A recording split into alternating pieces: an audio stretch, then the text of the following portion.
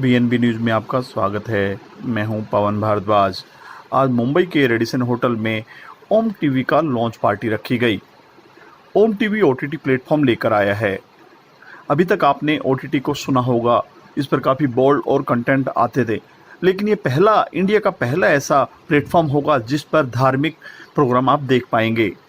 इस मौके पर टीवी से जुड़े हुए काफ़ी सारे कलाकार वहां पर पहुंचे, जैसे महादेव के सीरियल के स्टार कास्ट, इश्क में मर जावा की स्टार कास्ट, और इसके साथ साथ ससुराल सिमर की जयती भाटिया भी वहां पर पहुंचे और सभी ने मीडिया से बात की।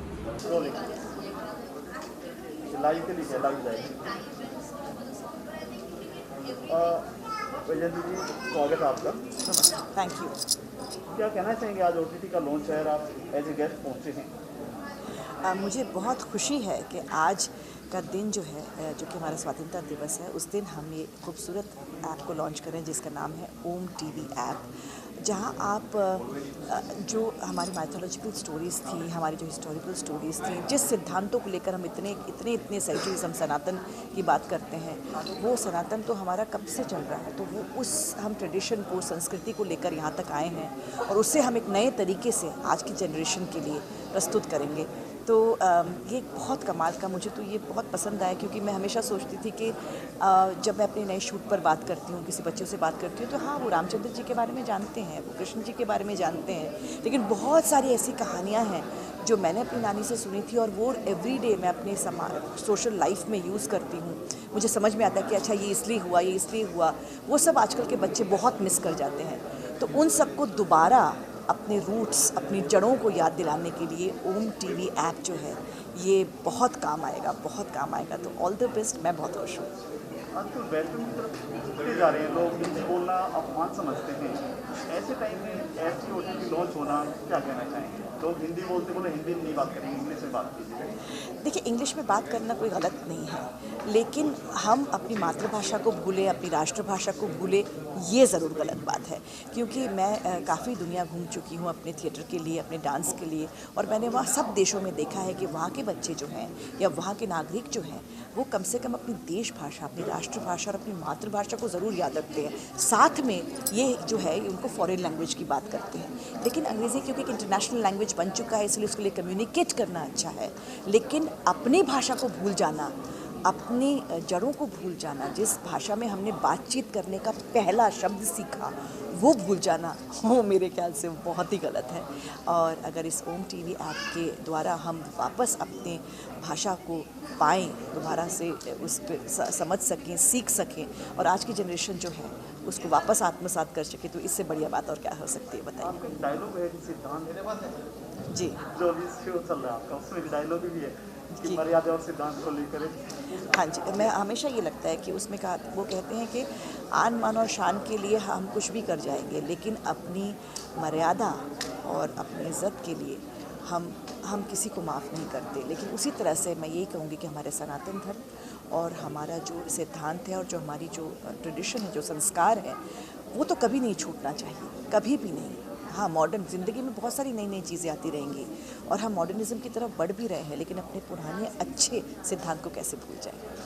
ओटीटी की बात आती है तो कहा जाता है कि बच्चे देखे नहीं, लेकिन पहला ऐसा ओटीटी है जो आप खुद कहेंगे बच्चों आप ऑन कर लो और देख लो। मेरे ख्याल से ये ओम टीवी ऐप जो है, ये बहुत अच्छी तरह से जो नया है और जो पुराना है या जो चला आ रहा है सालों से, युगों से, युगांतर से, वो जो चला रहा है, उन दोनों का बहुत बढ़िया सामंजस्य करके वो लेकर आए हैं। वो ऐसा ऐप है जो आज की जनरेशन को भाएगा, उनके दिल को छुएगा, और वो ये कहानियों को नए तरीके से, नए नज़रिए से देखना पसंद करेंगे।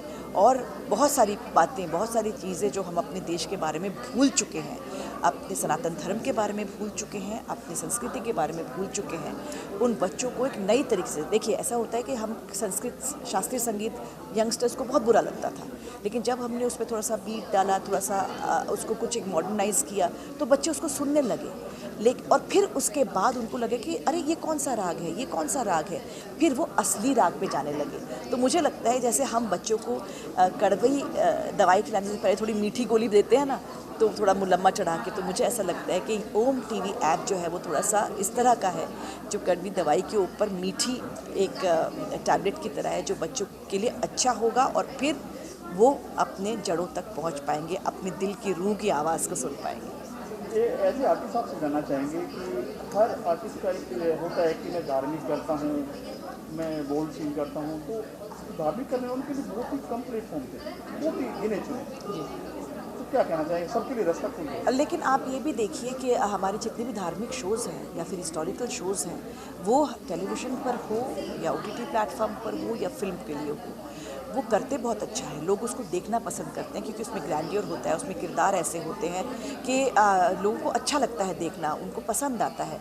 तो मेरे ख्याल से ये ओम टीवी ऐप जो है वो इस तरह की जो शोज़ को लेकर आ रहा है, इस तरह के नए नए तरह के छोटे छोटे स्टोरीज़ को लेकर आ रहा है। जैसे हम चंदा मामा पढ़ते थे या अमर चित्र कथा पढ़ते थे, वो मैं तो वही पढ़ के बड़ी हुई हूँ, तो मैं मेरी जो जानकारी है वो नानी से है, किताबें पढ़ के और अमर चित्र कथा पढ़ के है। तो मुझे लगता है कि अगर ओम टीवी ऐप थोड़ा अमर चित्र कथा जैसे ही कहानियाँ, शॉर्ट स्टोरीज़ बनाएं, जिसकी वजह से, क्योंकि आप बहुत एक साथ बच्चों को सब सुना देंगे ना, या फिर यंगस्टर्स को सुना देंगे, लोगों को देंगे, तो शायद वो थोड़ा सा घबरा जाए। लेकिन इस तरह से छोटे छोटे करके उसको इंटरेस्टिंग बना के आप ऑडियंस के सामने लाएंगे, तो मुझे लगता है कि वो लोगों को ज़्यादा पसंद आएगा, वो और देखना पसंद करेंगे। आप भी किसी का हिस्सा बनने वाले हैं अभी, जो है शायद बात चली आपकी प्रोड्यूसर से। अभी तक तो नहीं, मैं तो नितिन जी के साथ एक बहुत प्यारा show Bhalla calling Bhalla black board films के लिए मैंने किया था, और आज जब मुझे उन्होंने इनवाइट किया ओम टीवी ऐप के लॉन्च के लिए, तो मैं यही कहूँगी कि मैं इस ऐप का हिस्सा ज़रूर बनना चाहूँगी। नितिन जी, मैं कौन सा शो कर रही हूँ आपके लिए तो ज़रूर बनना चाहूँगी, लेकिन मेरी दिल से,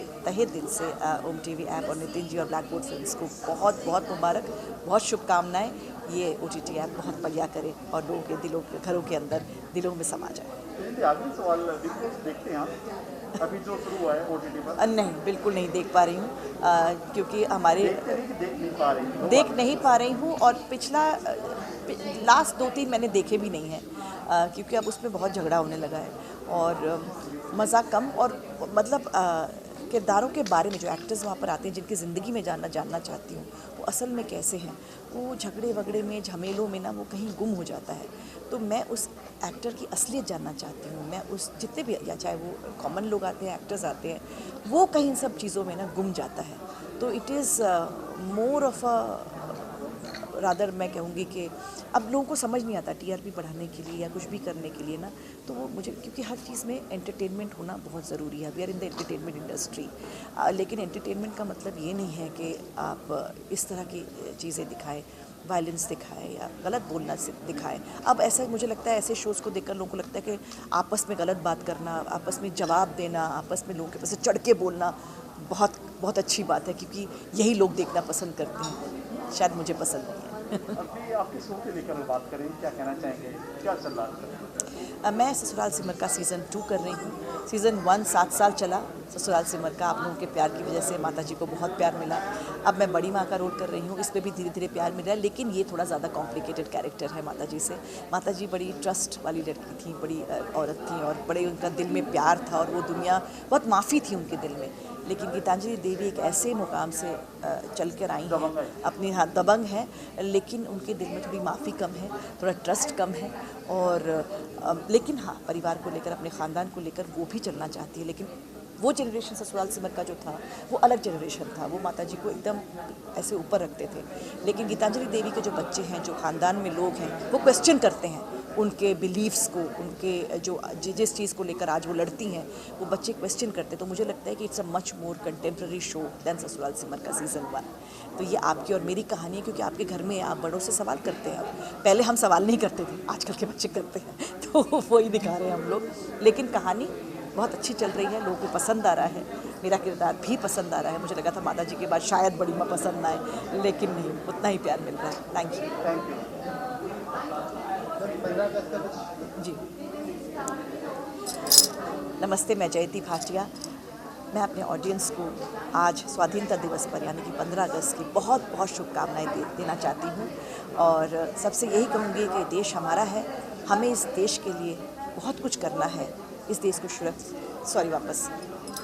नमस्ते, मैं हूं जयती भाटिया। आज मैं अपनी ऑडियंस को स्वाधीनता दिवस यानी कि 15 अगस्त की बहुत बहुत शुभकामनाएं देना चाहती हूं। हम इस देश के नागरिक हैं। जितना देश हमारे लिए करेगा उससे ज़्यादा हमें अपने देश के लिए करना है। खूबसूरत रखना है, स्वच्छ रखना है, साफ रखना है और लोगों में प्यार बरकरार रखना है। जय हिंद।